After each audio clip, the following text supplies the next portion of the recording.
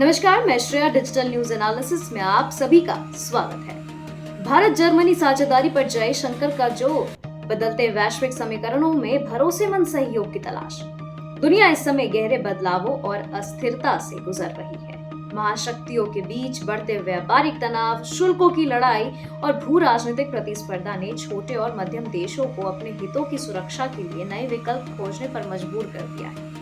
ऐसे समय में भारत के विदेश मंत्री यानी डॉक्टर एस जयशंकर ने एक महत्वपूर्ण संदेश दिया है। उन्होंने कहा कि वर्तमान वैश्विक परिदृश्य में सबसे बड़ी आवश्यकता प्रेडिक्टेबिलिटी और स्थिर साझेदारी की है। जयशंकर ने विशेष रूप से भारत जर्मनी संबंधों का उल्लेख करते हुए इसे भविष्य के लिए बेहद अहम बताया है। उनका कहना था कि भारत और जर्मनी के बीच आर्थिक, तकनीकी और रणनीतिक सहयोग आने वाले वर्षों में न केवल दोनों देशों को बल्कि व्यापक क्षेत्रीय और वैश्विक स्थिरता को भी नई दिशा दे सकता है। पिछले कुछ महीनों में वैश्विक राजनीति में तेजी से बदलाव देखने को मिले हैं। अमेरिका ने आयात शुल्क और व्यापारिक अवरोधों में वृद्धि की है, जिससे कई देशों की अर्थव्यवस्था पर दबाव पड़ा है। इसके अलावा रूस यूक्रेन युद्ध के बाद यूरोप और एशिया की राजनीति और भी जटिल हो गई है।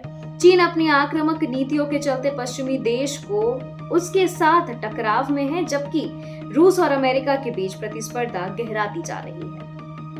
एक ओर वह अमेरिका रूस और चीन के साथ अपने संबंध बनाए रखने की कोशिश कर रहा है, तो दूसरी ओर यूरोप और एशिया के स्थिर साझेदारों की ओर भी ध्यान केंद्रित कर रहा है।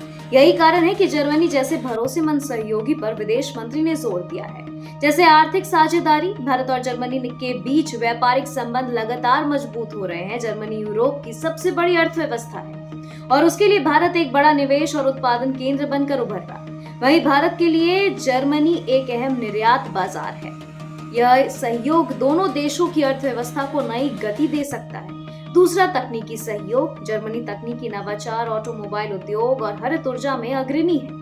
भारत कृत्रिम बुद्धिमत्ता यानी एआई, नवीकरणीय ऊर्जा और इलेक्ट्रिक वाहन जैसे क्षेत्रों में जर्मन विशेषज्ञता का लाभ उठाकर अपने औद्योगिक ढांचे को और आधुनिक बना सकता है। यह साझेदारी मेक इन इंडिया और ग्रीन एनर्जी ट्रांजिशन जैसे कार्यक्रमों के लिए भी नई ऊर्जा ला सकती है। अगर बात तीसरी चीज की करें तो रणनीतिक आयाम भी है। जी हाँ, यूरोप और एशिया के बीच पुल का काम करने वाला यह रिश्ता भू राजनीतिक दृष्टि से भी महत्वपूर्ण है। बदलते वैश्विक समीकरणों में भारत जर्मनी सहयोग अंतर्राष्ट्रीय मंचों पर एक संतुलनकारी शक्ति बन सकता है। चाहे वे G20 हो या संयुक्त राष्ट्र, दोनों देश बहुपक्षीय संस्थाओं में मिलकर एक स्थिर और कई सारी व्यवस्था के पक्षधर हैं। जयशंकर के बयान से यह साफ झलकता है कि भारत अब एक या दो देशों पर अत्यधिक निर्भरता से बचना चाहता है। वह बहुपक्षीय सहयोग को प्राथमिकता दे रहा है, जिससे आर्थिक और राजनीतिक दोनों स्तरों पर उसकी स्थिति मजबूत हो सके। भारत की यह रणनीति बताती है कि वह अमेरिका और रूस जैसे परंपरागत साझेदारों के साथ संबंधों को बनाए रखते हुए यूरोप के देशों, खास तौर पर जर्मनी के साथ भी गहराई से जुड़ना चाहता है। यह नीति भारत को न केवल विविध विकल्प देगी बल्कि वैश्विक मंच पर उसकी स्थिति को और सशक्त करेगी। 3 सितंबर 2025 को विदेश मंत्री का यह संदेश भारत की विदेश नीति में एक स्पष्ट संकेत देता है।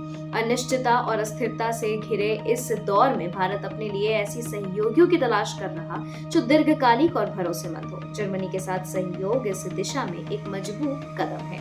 यह साझेदारी आने वाले वर्षों में भारत को आर्थिक मजबूती, तकनीकी नवाचार और कूटनीतिक संतुलन प्रदान कर सकती है। बदलते वैश्विक समीकरणों में भारत जर्मनी संबंध एक नए युग की शुरुआत का संकेत है, जहां स्थिरता, पूर्वानुमेयता और परस्पर विश्वास की अंतर्राष्ट्रीय सहयोग का असली आधार होंगे।